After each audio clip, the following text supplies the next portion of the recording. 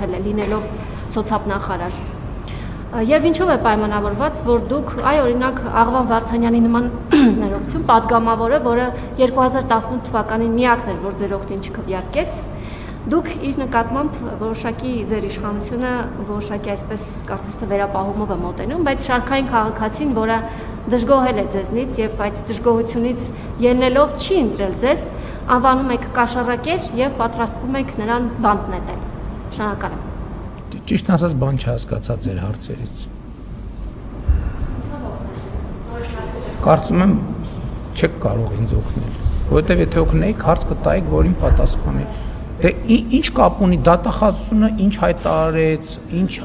ինչ կապ ունի իմ շատ լավ հայտարարել է, գնացեք դատախազությանը հարցրեք, ես ինչ կապ ունեմ դրա հետ։ Ես ասում եմ, ցանկացած մեկ իմ հանձնարարությունը չի վերաբերվում անձի, իմ հանձնարարությունը վերաբերվում է բոլորին, ովքեր ունեն ապօրինի գույք, պետքա վերադարձվի։ Հատիկ ու հատուկ, միջև վերջին բոթասը պետքա վերադարձվի։ Էսա, դա ընդ որում դա հանձնարարություն չի, դա ժողովրդի արտահայտած կամքն է։ Հիմի Աղվան Վարդանյանը, M1-ը, ինձ համար ինչ տարբերություն։